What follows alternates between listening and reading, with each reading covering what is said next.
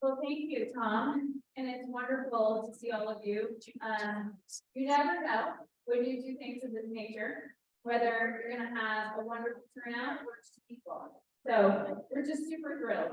What I'd like to do is verify that we have some people on the Zoom that can hear us. Should we call out a name? We have, you can ask Mike Gore. Mike Gore. Mike Gore. Gore. Can you hear us? Throw a little note in the chat. Dos Miguel.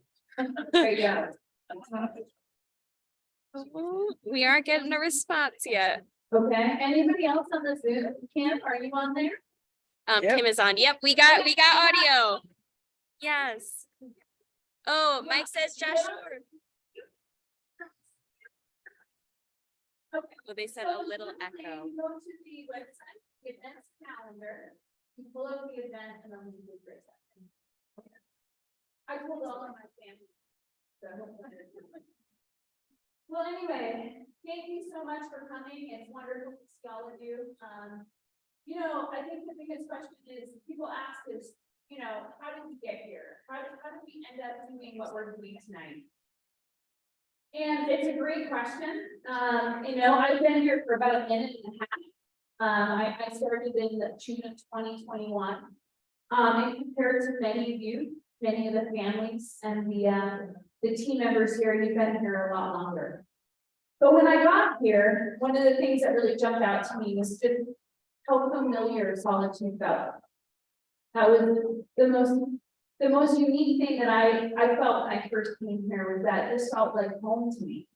It made me feel what I felt as a kid. I grew up in a ski family in Vermont at a resort called, or a mountain called Mount Scudding. And, you know, after sitting with the Roberts family last night and talking about being raised on the mountain, that is what happened with me and my two brothers. And that's currently what's happening with my husband, who's here tonight, and our two daughters, who are 2 and 5. But really, I think the biggest impetus was, you know, I came here from the East, and the ownership group that I had the privilege of working for at Thurbush took their history seriously. It was very important and special, and they made a huge effort to invest in heritage and that. And when I arrived here, we started a new department last year called Get Services. And that is under the tutelage of Grace Puma, who is a lovely individual who has had remarkable. But she went ahead and brought in this woman named Ellen Bakerman. And basically what happened is last year, Ellen got really into the industry, started to want to print historical photos that we could put up in our lodges. And I was just astounded by all of the work that she was starting to do. And then sometime this summer, she sent me a note. She said, hey, I connected with the Barrett family, the original founding family of Solitude, and I'm gonna go up to Idaho and meet with them. And I was like, oh my goodness, what's going on? And then I started to put the connections together of 1957 and 2022. And here we are in our 65th year. And I knew that something needed to be done. So it was a great call to action for us to put something together that would force us as a resort to lean in and caretake our history, which we needed to do. In recent years, as Solitude has gone through ownership changes, history has moved around literally in boxes. I can't tell you the number of times somebody has told me it's probably in a box over in Deer Valley somewhere. Good luck at finding it. Like, okay. So that's probably been the biggest motivation here, is how we can lead into the families. The families who made this very unique and special place happen. And the key cast of we call them change agents. Some of you may call them passive characters that have literally dedicated their lives, sacrificed, spent a lot of holidays, a lot of Christmases away from their kids and their family to be here. And this felt like the right time to try to get our hands around it. I am going to just qualify that it's not perfect. So we are going to do and present to you what we've been able to pull together in what I would call a relatively short period of time. But I'm gonna guess we got some things wrong. And you're gonna notice, and you're gonna want to tell us, and we're gonna want to hear that after the fact. And as we are now on the road to 70, right? And that's what tonight is about. Tonight is about the charge of 70. I do kind of want to just do a little acknowledgement. So we're here to celebrate this amazing resort called Solitude, which originally did as a mountain, and it's now this beautiful resort, thanks to the work of the DeSeelhorst family. But it existed long before skiing, and it's important to remember that. I think these mountains, these canyons, and these beautiful, beautiful lands were here long before any of us were. These mountain enthusiasts, and you know, to the Native Americans and the indigenous peoples of Utah who were first here, and then to the explorers who stumbled across Utah on their way to the west, and the first pioneers who, you know, this had to have been hard, showing up in this desert with some of this ominous terrain, you know, that it was really, really difficult. And then kind of transcending into the mining culture here. And the history, it is very difficult to go far in these lands up here in the canyons without literally stumbling across the history of the. And so I think it's important to just take a moment and recognize all of those different groups and the peoples long before us skiing and riding enthusiasts happened here in the canyons. I think it's also important to recognize that we are not alone. Much of the land that we have the privilege to ski and ride on belongs to the Great American Coast. It belongs to all of the taxpayers in this beautiful country, and it is caretaken by this incredible group called the U.S. Forest Service. And we have a couple of them joining us tonight, Becky and Dave. And I really want to thank you for everything that you do and how special it is for you to trust us to caretake these lands so that we can all enjoy it.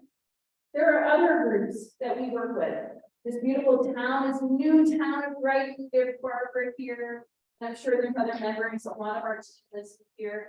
So partnering with the town of Brighton, working with institutions like the Public Utilities and UPD and UFA and UTA and UDOT, and our sister resort up the road, Brighton, and our sister resorts in the other canyon, Alta and Snowbird, See Utah. I mean, it takes a lot of entities that we work with to make what we do here what it is for all of you.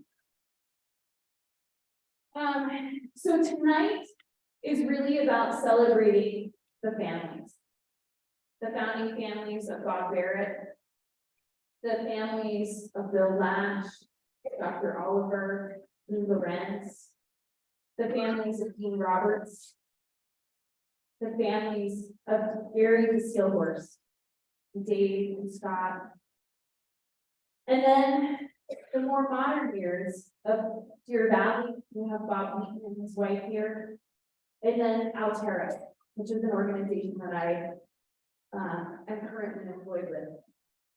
But it truly has been these families and the individuals that they brought on. I think one of the things that really hit me hard when I got here was we have Mike Gore and Kim Mayhew on the line. We have Kyle Lockheim, hopefully he's in Hawaii. You know, we've been left with an incredible team that's all of you. I can't tell you the number of employees that we have that have been here for 20 years, 30 years, 40 years, 55 years on our role this one. And we've been really blessed. That's what we've inherited. It is truly the people. It is the people that makes this place special and unique, and what we want to celebrate the legacy for. So I'm gonna introduce, I feel very lucky tonight. We have an incredible planning committee that's worked so hard to make this happen. So I just want to quickly shout out.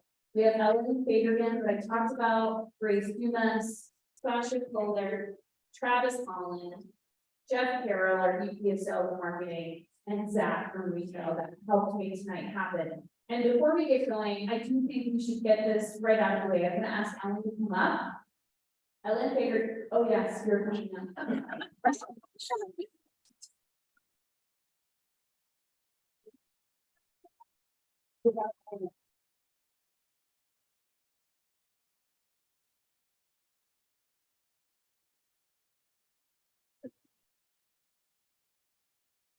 And just a quick shout out to Jeff Carroll, our head of sales and marketing, when I was like, all right, we do this thing.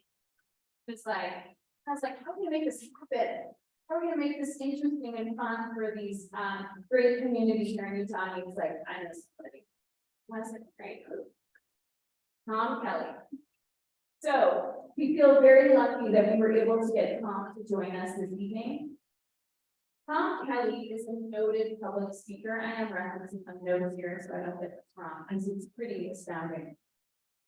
He is a passionate historian of the industry. He grew up skiing in Wisconsin, where he built his passion for the love of the outdoors in winter.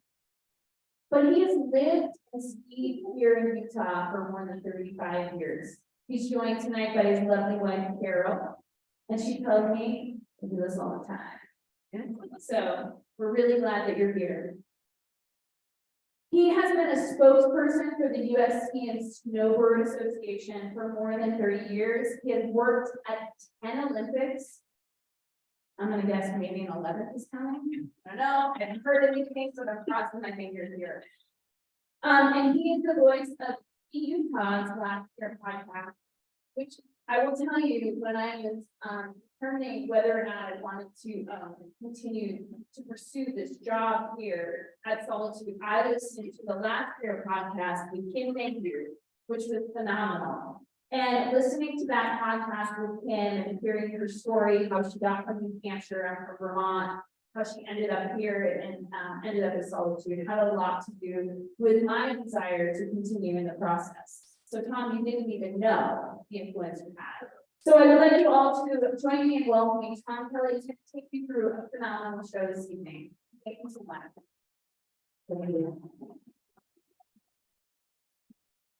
Thank you, Amber, for that introduction, and welcome again, everyone. It's great to have all of you here. You know, history is important to me, and I have to say that history is the roadmap for the future. And what you just think about that, and for those of you that are looking at what your pathway is in your business and your life and your ski career, always think about where you come from. I think that's what's so gratifying to me here at Solitude is that this resort is taking a look back at its past, kind of see where it's come from. And the other thing that happens when you do that, you really start to understand the culture. And what's fascinating to me about all the great resorts we have here in Utah is that each one is different. And it's not just different in the lifts and the runs and the snow that they have, but it's different in the culture of the people who work here. What's been fun for me in working with this team here the past few weeks is looking back at the history of Solitude and seeing the common threads that have lasted for these 65 years. It's about family, and different families have been involved, but they've had similar characteristics. It's the culture of the staff and the place. And I hope that's one of the things that you take away here tonight. I want to add my shout out to particularly Travis, Ellen, and Grace for doing the editorial research. I am just the spokesperson here tonight. They have done amazing work, and let's just give them a hand. They really done that for many practice.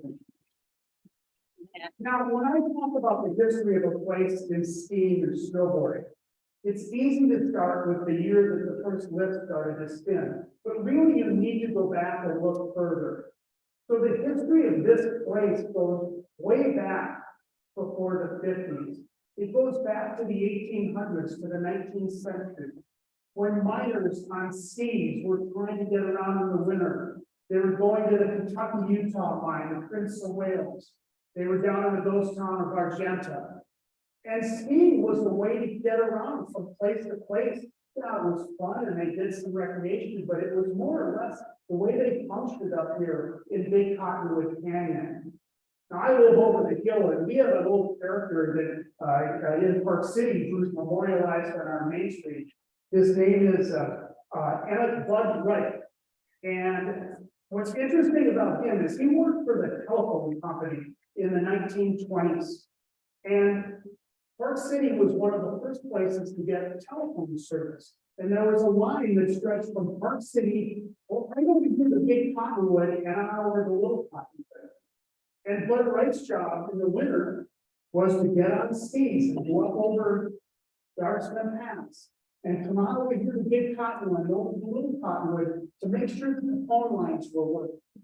That's how they did the job. And long before any of us thought about putting a ski lift to take us up the mountain, there were people skiing here. So how did Solitude begin? And tonight we're going to look at this through the eye of what we're calling the key change agents, the individuals, and more importantly, the families that really helped to make this happen. By the way, before I get too far along, Mike Gore, I want to do a shout out to you just to keep you awake because I know it's like 1 a.m. over in Iron Rock. So stay with us, Mike, because your time's coming up. And sorry, it's not towards the end of the presentation, but I think we'll be fine. So let's talk about Barrett and the origins of this place. And I'm sure some of you know these stories, but a little bit about him. Before I do want to welcome his daughter and son here, big welcome to Michelle Barrett Bull and son Mike Barrett. Let's give them a big welcome. Great to have you with us tonight. So Bob was born in Oklahoma and he grew up in Dove Creek, Colorado, which you don't know where Dove Creek is. It's in the southwestern part of the state of Colorado. And after he graduated from Fort Lewis College, he decided to go out and build a career for himself. He headed over to Moab. Now, all of us know Moab today is a place to go to ride a mountain bike or go rafting, or as we do, take our jeeps down there. There was really not much of that going on back then. But there was a hunt for uranium. And uranium had become very important in the US in the 1940s because of the nuclear change. So Bob headed over to Colorado and he got partnered up with a guy by the name of Charlie Steve. And they went out looking for uranium. And in 1952, in a mine called the Mivita Mine, as they named it, my life, which was south of the town of LaSalle. And if you don't know your geography around Moab, that's probably about 15, 20 miles south of Moab. They drilled down to just about 200 feet, brought up a core sample, took it into town, checked it with a Geiger counter, and they instructed rich. And that mine was really the thing that started the boom, the uranium boom in Moab back in the 1950s. Bob Barrett was very much a part of that. And while Charlie did the business, Bob and the other partners worked on the mine, and Bob became very engaged in actually the engineering of the mine, how you got the ore out, how you transported it. But eventually he decided to move on. He took his earnings, which were pretty substantial at the time, and he moved to Salt Lake City. And he was a skier, he was a strong skier, and there were a lot of ski areas around at the time. But he went over to Alta somewhere around 1955, and I'm sure many of you have heard this story. But he's skiing over to Alta, and he had to use the restroom. Okay, not unusual by today's standards, but they would not let him use the restroom because he was not a guest at the lodge. That may sound strange, but that was what the legend is, and I think it's a great story, so we're going to go with it. So he wasn't too happy about that. He went back to Salt Lake City, he had this pot of money, he found a realtor, and he said, go buy me a mountain. And he hadn't come into this to build a skier or do anything, but he got motivated because of that incident. I'm sure many of you in business have had those kind of situations. So the realtor came up here, the Big Cottonwood Canyon, found some land here, bought up some private land, and that was the land that started the ski area. So we're going to look now at a little video to tell you a little bit more, and then I'll come back. Here's a video about Barrett.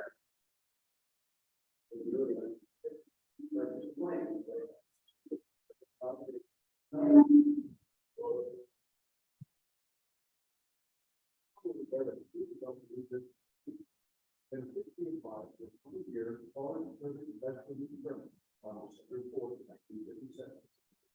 After a year of construction, it was sent to the board to take up this dam. Barrett usually on a daily Solitude felt that he in 1958. Area opened with a base on it, rope flow, and treated homemade fair.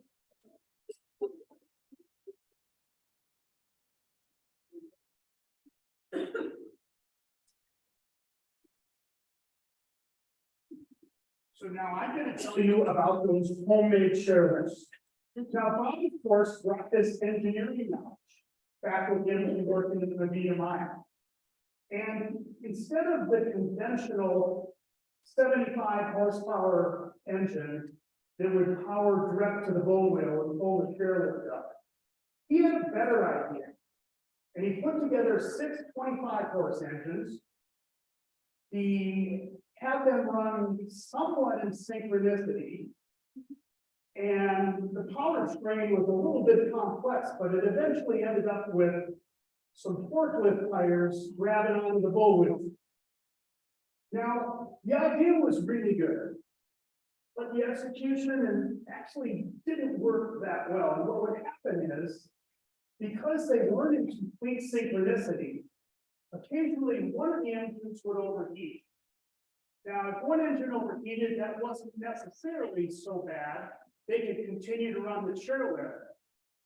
But if they were full on the chairlift and needed to stop for any reason, well, there wasn't enough horsepower left to get that lift going. So they would have to take people off the chairlift. How many of you work in lift engineering or mechanics today? We must have a few in here. So when you guys have problems today, think back to 1957 and what was happening back then. Oh, and by the way, some of the mechanisms were above the bull wheel, and they might occasionally overheat and leak a little bit of oil onto the tires. So when that happened, you had to have a little bit of sand, and somebody had to be up there with sand under the tires. But ultimately, you know, they got by. But a pretty fascinating story. Completely different than we have in lift engineering today. So as time went on, Bob actually tried to sell the place back in 1967, did sell it to Paul Hunsaker. The name was actually changed to Mount Empire. Any of you around back then? Okay. That lasted a year, and then it came back to Bob. But there were a lot of accomplishments in his tenure. He got the ski area on. We had some new lifts installed. Night skiing came in for a few years. But it was for Bob, it was a tough battle all the time with the Forest Service and other entities. Sewage was a really big issue, and water. So eventually he looked to get out of it, and he did get out of it after about 15 or 20 years. But one of the pieces of memorabilia, I know some of you may know about this, but in the admin building, which goes back to that period, he had placed a little heart-shaped rock in the foundation, and that still exists today. How many of you know about that little heart shape? This is great. Okay, those are just the little pieces that make a place really special. One of the other things that was really important at Solitude was ski instruction. And we're going to highlight 3 of the real courses in ski instruction. The first one is Bill Latch. Bill Latch is an interesting individual for Solitude, but he's also an interesting individual in ski instruction across the nation. He's originally from Idaho. He was one of the co-founders of Magic Mountain out there. In the early 50s, he became the president of the Intermountain Ski Association, Ski Instructor Association. And what was interesting about this time period in instruction was there was no national program at all. He learned everything he learned about ski instruction from reading books by Otto Lang and by shadowing the ski instructors up at Sun Valley, one of the premier resorts of the time. And he dedicated himself to making ski instruction something that had some consistency nationally. He eventually did find his way here to Solitude, but the key thing that he did was he organized and formed the Professional Ski Instructors Association.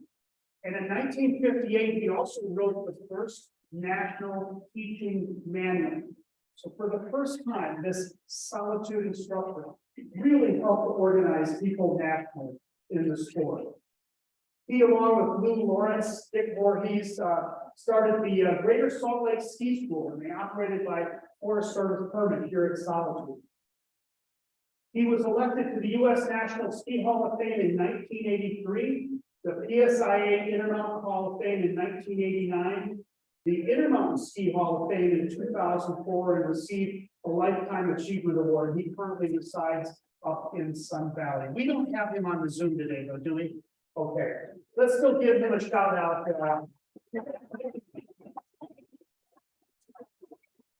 But about the same time, another Idaho skier by the name of Dean Roberts on his way down. His wife, Dave Roberts, and son, Dave Roberts, are here tonight. Let's give them a big love.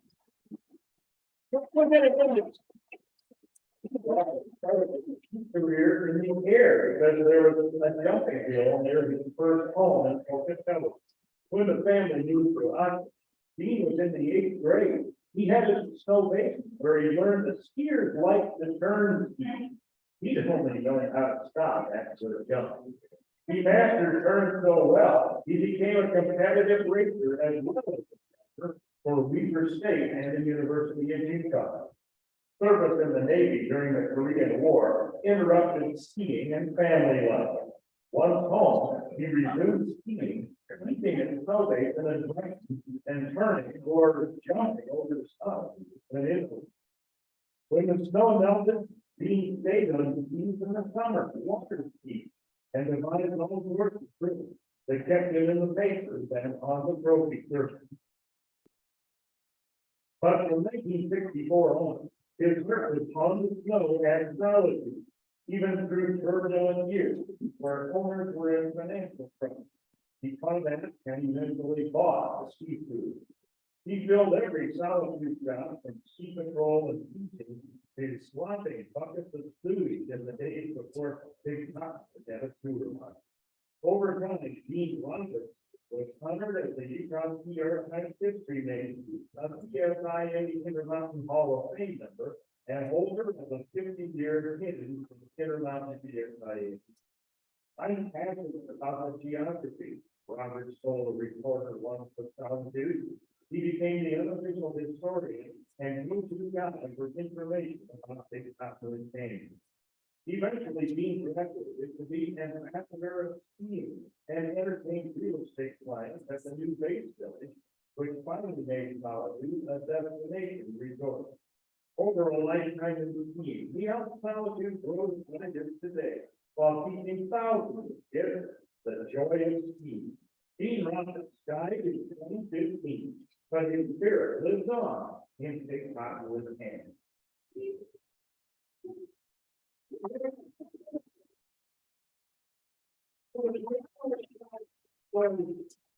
Just a few other factoids on Dean. He actually started teaching at Still Basin in 1957, together with Corey Hagan, the famed Hagan brother. Eventually made his way here to Solitude in 1964, where he taught under Bill Lash until 1969. He was recognized, as you heard in the video, by the Intermountain Ski Instructors Hall of Fame, the History Maker Award from Utah Ski Archives, and also the Intermountain Ski Hall of Fame in 2017. One fun story, and I'm sure some of you have heard this as well, but back in the early 80s, when things maybe weren't as busy as they are today, if there was no business at the ski school, he would tell his instructors, listen, go up and ski on the mountain, just have some fun, but look for this red flag up on the pole. And when you see a red flag, it means there's a private lesson.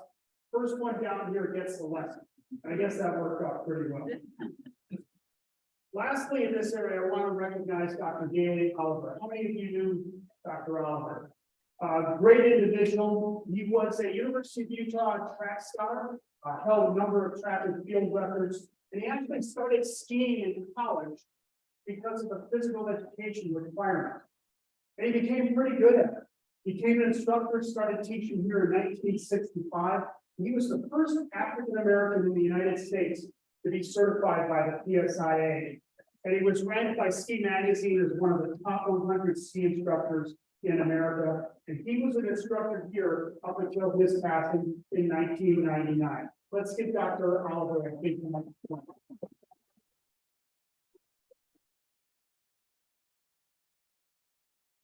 There have been many great owners here at Solitude over the time. And there was a brief period of transition between Bob Barrett to ultimately Gary DeSeelhorst's tenure. And in 1975, two individuals, Dick Houlihan and Hal Lockline, invested in Solitude at that point. And Hal, I think we've got you on the Zoom from Hawaii. If you're there, a big welcome from all of us here in Solitude. We missed it. Let's give a big hand. Going back on Hal, he was a Harvard grad, got his MBA from Stanford. He also coached the Stanford lacrosse team, and he was an inductee into the lacrosse for Stanford Lacrosse Hall of Fame in 2020. He learned to ski back in New England, Amber, you can vouch for this, on the ice in Vermont, right? We have less of that here. He was also in the home rental business in Sugar Bush. Made his way to Salt Lake City, was involved in the ski industry, and was involved with Solitude since 1974. A lot of things happened in that tenure. First of all, skier services was developed. The Moonbeam Lodge was remodeled. New lifts were put in at Moonbeam, Powerborn, and Inspiration in 1977. Bob Barrett, welcome back to crack the bottle of champagne there. And Hal served as the general manager until 1989, and you can go up and ski Hal's Hollow Run up on the mountain. Let's give Hal another big round of applause.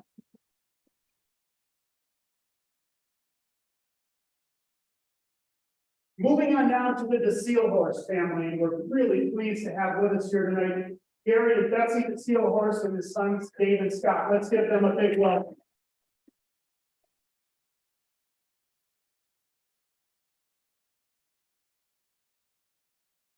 We're going to go to a video in a minute, but just a little bit on Gary. He's a California native, attended the University of Utah, graduated from San Jose State, spent a couple of years in the Army and worked for General Electric. And he invested in Solitude back in 1977 and ultimately became the majority owner in 1986. He spent nearly 40 years really crafting this great resort. Let's take a look at a video. It takes vision, patience, business acumen, and above all, passion to take a broken down, non-operating ski resort and turn it into a world-class winter resort known throughout the nation by skiers who consistently rank it highly in the surveys of the Ski Magazine. Phoenix business executive Gary DeSeelhorst was looking for a change of pace when he answered this small ad at the back of the Wall Street Journal. Solitude ski area had closed the year before, following the disastrous no-snow year of 1976-77, and after regulatory issues with the Forest Service and County Health Department. Gary, like Betsy and sons David and Scott, and the business partners began tackling a myriad of problems. Gary spearheaded efforts to create a sewer district, which financed and built a 17-mile service line down Big Cottonwood Canyon. He formed Solitude Water Company to provide culinary water. He bought out the partners soon after and devoted 38 years to transforming Solitude from a local state ski area into a destination resort with a European flavored ski village at the bottom, mountain amenities, and cutting-edge technology. Solitude installed Utah's first detachable quad high-speed chairlift and was the first to adopt radio frequency IV technology on lift pads. DeSeelhorst was also a leader in efforts to plan, finance, and build the Southtown Exposition Center. As a longtime sponsor of the Jimmy Yucca Ski Express and the Taste of the Wasatch, Solitude raised significant contributions for MS research and for Utah food bank programs. After nearly 40 years of building Solitude into a nationally known world-class resort, the DeSeelhorst family pulled operations to an affiliate of Deer Valley Resort in 2015, which continues the family tradition of excellence. for his unwavering passion for winter sports, desire to create lasting memories for guests against long odds, loyalty to employees, and the ability to build a resort that stands the test of time. Gary DeSeelhorst is now inducted into the Intermountain Ski Hall of Fame.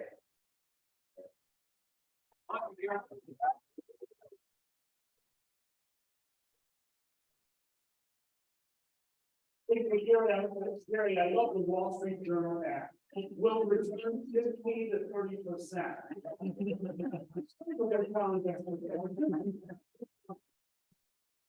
So we all appreciate all that you fit into this resort over the years. I mean, the real story here is, this is a story of family, the story of this family that was involved in this resort for nearly 40 years. And has helped to sculpt really what it is today. Everyone in the family playing an integral part in that. There's a lot of the other points that Larry Warren made in the video, but it truly has been a great run and really set the stage for where Solitude has gone. I want to move now to Mike Gore, who is very much a part of the DeSeelhorst family story. Mike, I hope you're still awake over in Ottawa right now.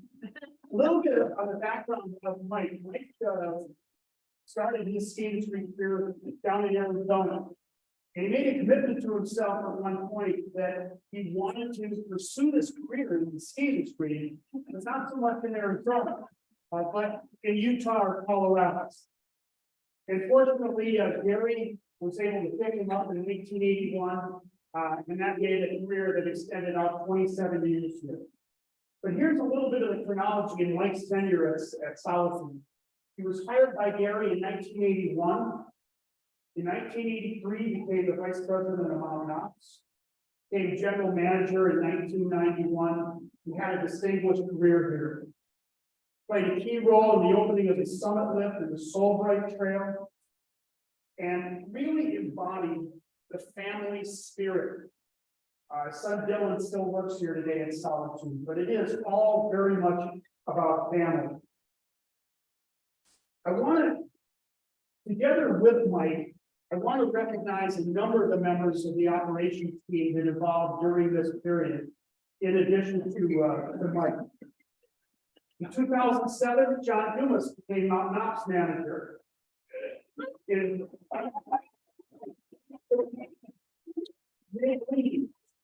became the VP of Ops.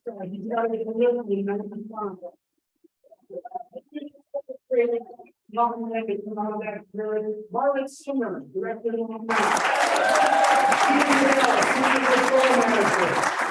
AC Hall, director of lift operations, supervisor, and human safety group. Let's give them all a big round of applause.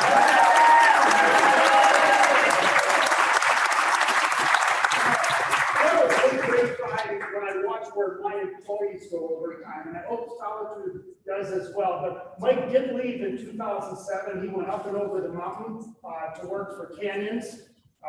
He tried valiantly to put a lift in from Canyons back to Solitude with cement, something I thought was really a great idea.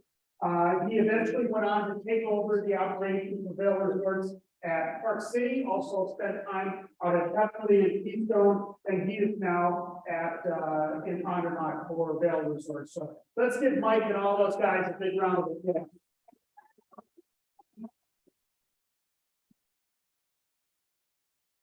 Now, we went like 4 or 5 decades with only a few changes. We had a bunch of them in the past 7 or 8 years, but they really have helped to really forge the future of this great mountain.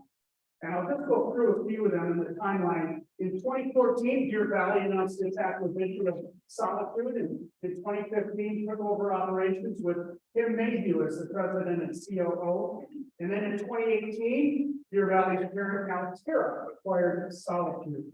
And in 2021, Amber made her way over here from Sugar.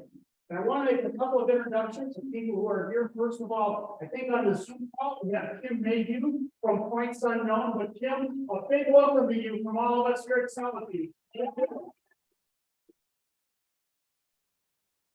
You know, a good friend of mine, and I know many of yours, formerly from Deer Valley and from Solitude, Bob Wheaton and his wife Mary. I want to give a little background both on Bob and on Kim. Bob, me is a native Midwesterner. I'm from Wisconsin. Bob came from Michigan. Bob was a ski instructor at Mount Holly, which is I think a small ski area right outside of Detroit. I remember as a young aspiring ski journalist covering a pro ski race there. Were you there then when the pros came to town? Small, very small. He and his wife Marion met there and they found their way out west and they had a number of different options and places to go, but he made his way to Park City and had an opportunity to get with this new resort called Deer Valley and went through. I mean, you were turned down about for like a half a dozen jobs there before you ended up as the maintenance manager, but that was a really good choice. He forged a great relationship with Edward Stern, the owner, and really helped to craft Deer Valley into an amazing resort. And I know when you acquired Solitude, this became a fun place for you to come over and ski, didn't it? So let's give Bob a big round of applause and thank you for this really confidently. Kim Mason's story has some similarity. She grew up skiing in New Hampshire, taught skiing through college. She and her husband had a VW minivan and they got in it and they headed west and they landed in Park City. And she worked at Sundance and also at Deer Valley for many years. She was head of HR and Bob tapped her to come over here and run this hub for a few years. And there were a lot of things that happened during Kim's tenure. She oversaw the transition from the DeSeelhorst family to Deer Valley, and then from Deer Valley to Royal Street, and then Royal Street to Alterra. It was also a transitional period with the Icon Pass. New lift put in with the new Summit Express, which had a little bit or maybe completely different alignment. Rebuilt the roundhouse, worked with UTA to expand the bus service, put in paid parking, skip over that. She really put herself out there with paid parking, which is now becoming more commonplace. But it was a solution to a problem. And I have to give her credit for what she did there. But all of these are great examples of the Solitude family. And I want to wrap it up with a few comments, and then Amber's going to come up and make a presentation. But I hope all of you enjoyed this look back. It's interesting to see where Solitude has come from over the years, the pathway that it took, the people that helped make it possible. But the common theme all along has been family. It's been the family of Solitude, and all of you are a part of it. And I have a question to ask all of you. Many of you raised your hand earlier and said you skied or you rode today.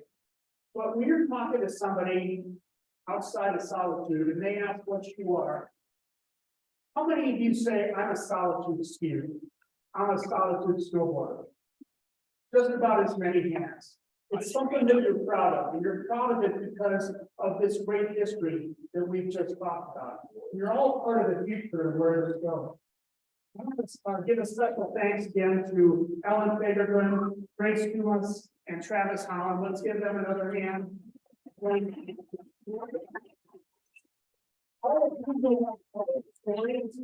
you have mistakes you need to fix in the history, go see them because they really put a personal passion into this. We're going to close tonight with a very special recognition. I know this means a lot to Amber, and it means a lot to so many people who've worked here at Solitude. So Amber, come on back. Okay, I need some help. Ellen. Let's go. You start with this. Yeah, let's do these. And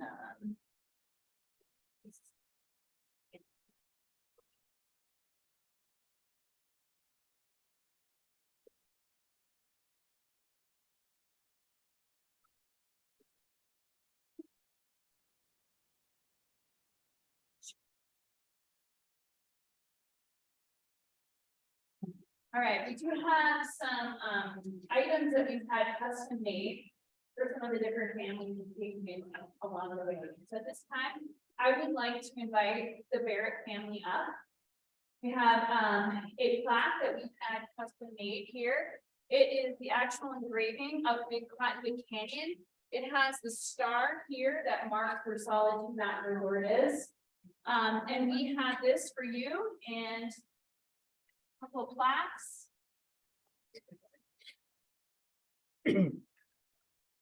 That you can take back. And one of Bob's wife, Lenore, is still alive. She's back in Idaho, could not make the trip, but we're gonna send this home to her and the rest of the family. And you know, again, without that incident in Alta. I like my plan a lot, but I'm back alive. This makes me happy. Without that incident Alta, we wouldn't be here today. So we're really excited to send these home back to Idaho with the Barrett family. And thank you so much for coming.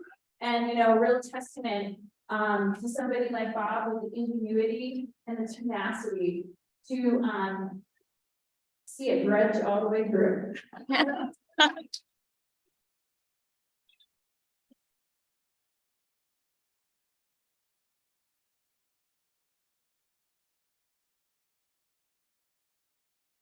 And then also from this era, you know, we do have online how how lockdown, we're gonna be sending something to you eventually, but we'd like to bring up the Roberts family.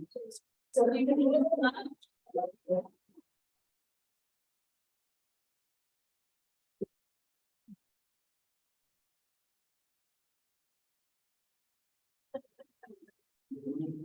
Hey,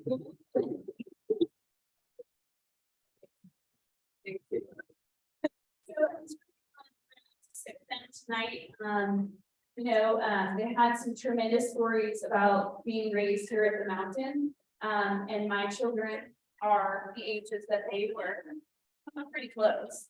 And you know, we were swapping some stories of how to get ski school to watch your kids for you. And Jesse, Mike, I'm sorry. But anyway, we would like to present to them. We have Dave, Tony, and Mindy here, and Dave's wife, Deb, Carrie. Sorry, there's a lot of people here. We're really excited to have you guys come up. I truly appreciated the conversations. And Kay, Dean's wife, was going to make it, but I don't know what happened. I had lovely phone messages from her over the last couple of weeks. So I don't know about you, but those pictures of Dean were pretty rapid.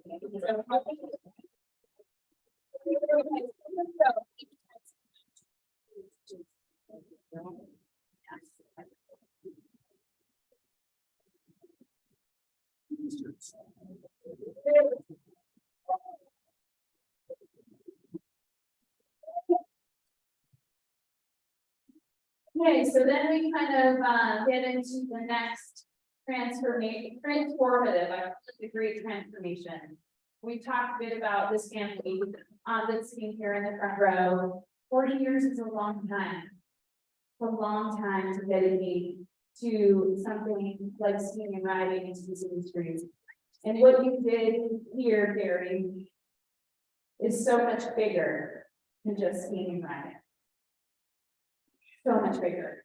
I can't tell you the number of times that I sit down in the valley in some sort of industry meeting, usually native there. And oh yeah, you're in DeSeelhorst with that. Oh yeah, he did that. He did that.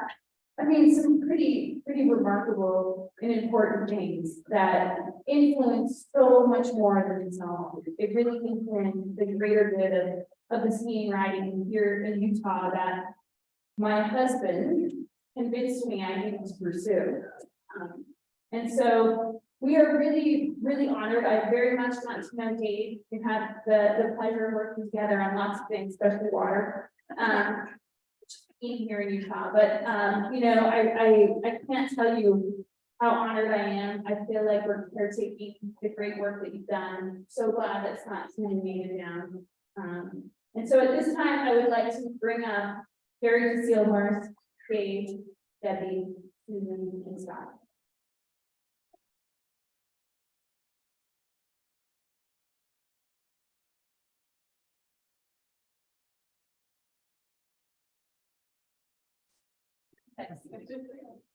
Annie's at seeing her. She's at home. Is she watching? No.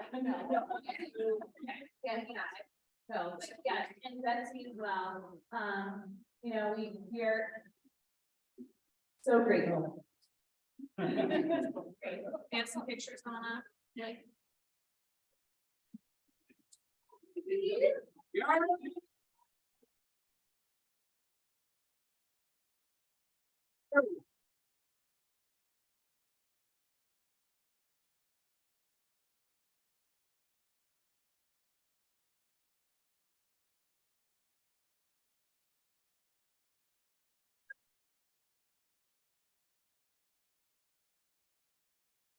We're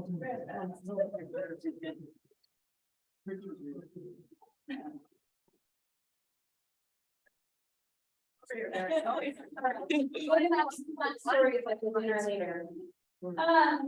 Some other individuals that we tend to recognize on the call tonight, Mike Gore. I had the privilege, Branson and I got to sit with Mike Gore at the CU thought there a year ago. It felt like the table of David and Goliath.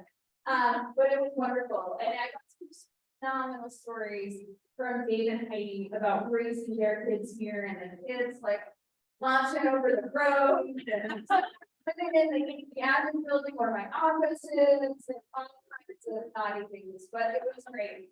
So I think a couple of things that really stick out to me from the Dean Roberts and before that, the Bill Lash is Solitude has such a special legacy of high performing and high excellence in the ski and ride, right? And so our ski and ride school, our snow sports, I just think of individuals like Greg and Mark, we're gonna get to you, Omar, and Mike Houski and Jess Griffin, and now we have Dan and Maggie, and I just feel so lucky to be a part of what is an incredible history of awesome ski and ride.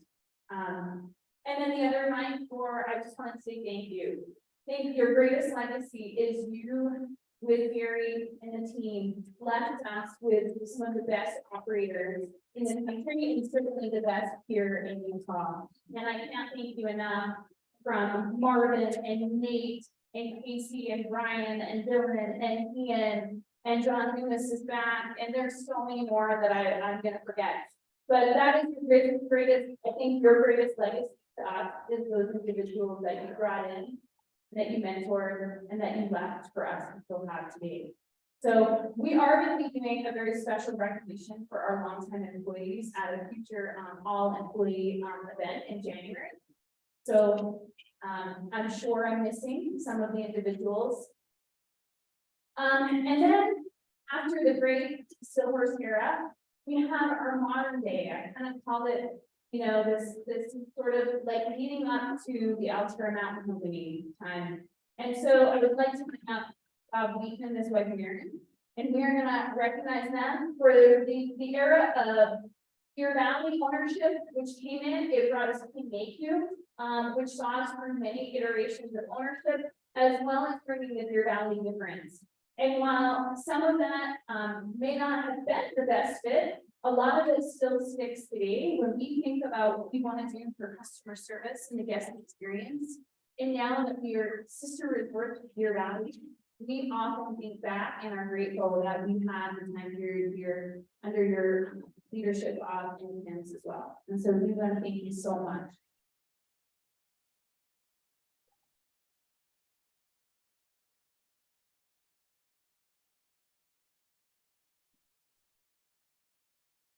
And Kim is back in New Hampshire. You know, Kim Mayhew from New Hampshire, I'm from Vermont.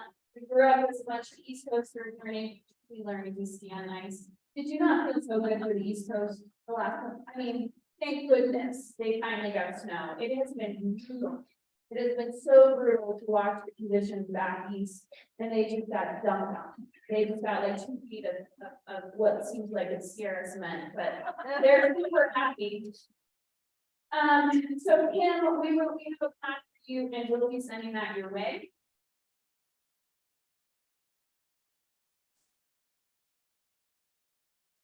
So now I am truly privileged.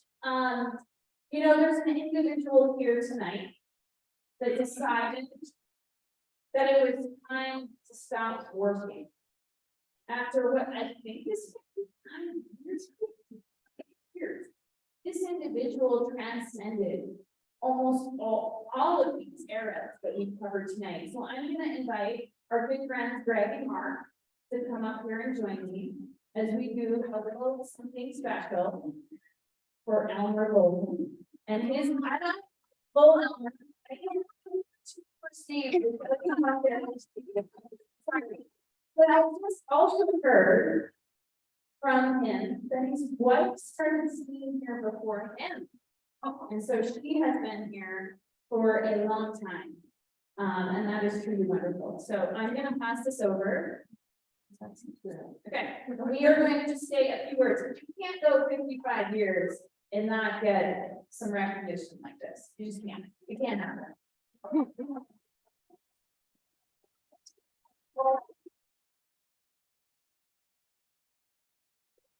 You know, it's been 53 years. I was 5 years old. It started. To the Barrett family, thanks for starting it, and building it. To the Roberts family, thanks for inviting us.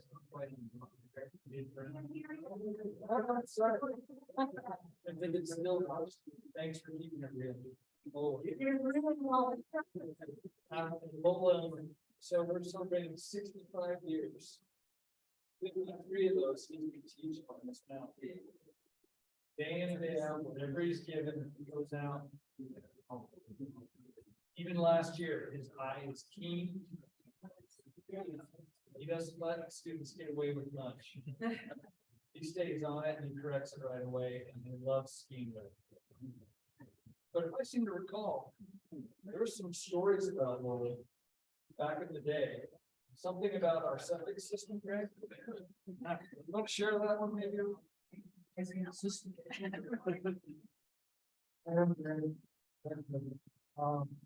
Rick Mark said 53 years, I was 7 years old. My dad was still instructor here, and I was one of the little kids on break stand. Since I think I know both of them.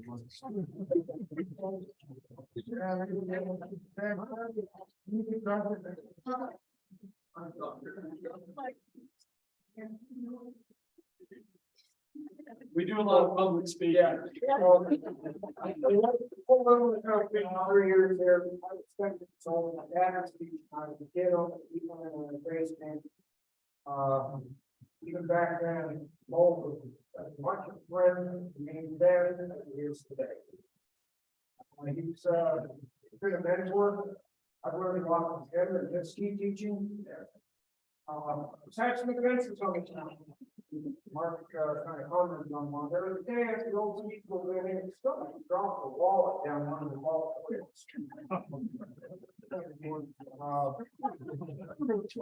now I don't remember. I remember the first letter. There's another staff member that Ron Steve Old Spurs went on the national guard. I think I remember Greg Manning, Bailey Oliver, Morgan Craig. Wolf was voted most likely to come like a maintenance, so now we have a building. It's a ground wall.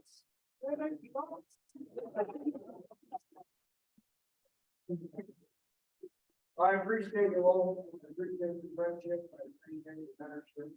And please enjoy your retirement. I hope you see you going down.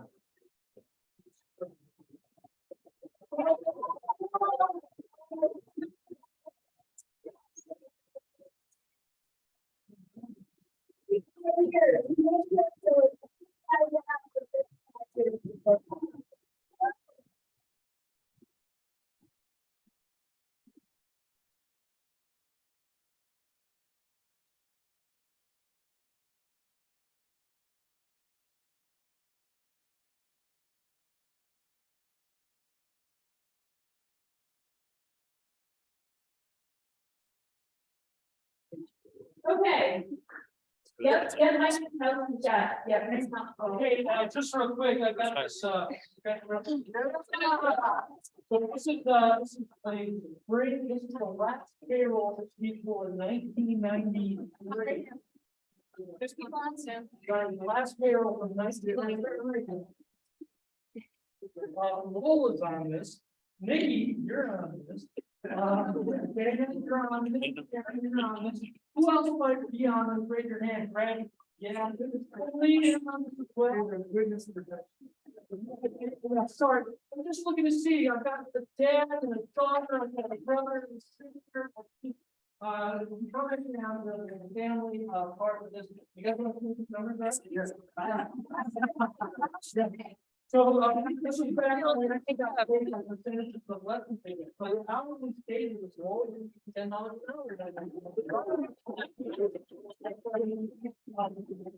Anyway, there's a lot of people that are still involved in the program that we have here, and I thought this was a fun little segment on the, all that's happening here. And, it's been such a pleasure to work with everybody. I did not hear any. Yeah, you're good. And I was just talking to John, there's few people that I've inspired in my adult life. And Lowell is one of them, and it's really special to be here tonight, and Lowell and Rocket, Mark, Greg, John, everybody, Karen, and then it's really amazing to be part of this huge family. You guys are shared home. Good night.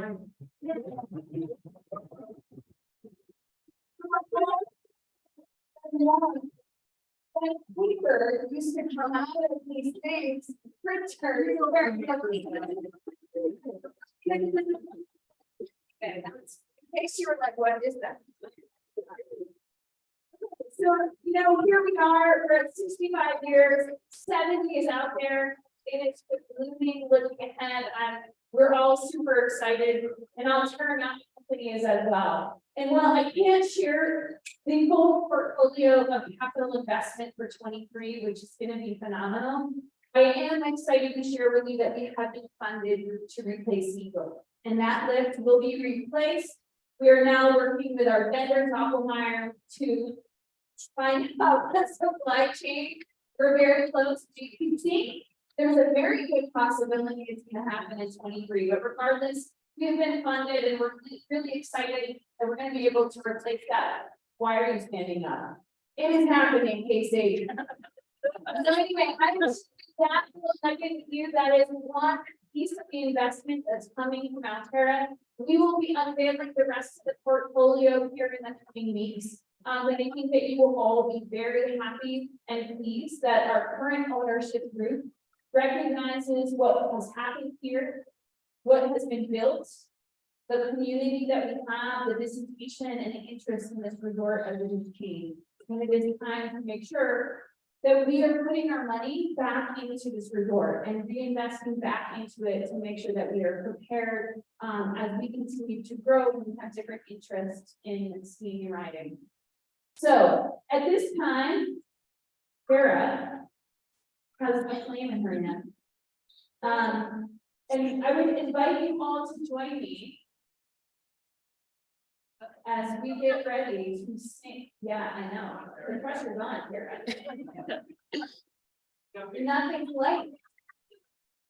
Okay, we're gonna start with a wonderful happy birthday, and then I invite you all to join us to have cake afterwards.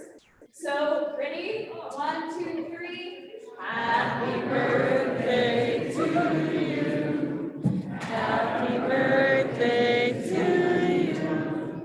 Happy birthday, dear Solitude. Happy birthday to you.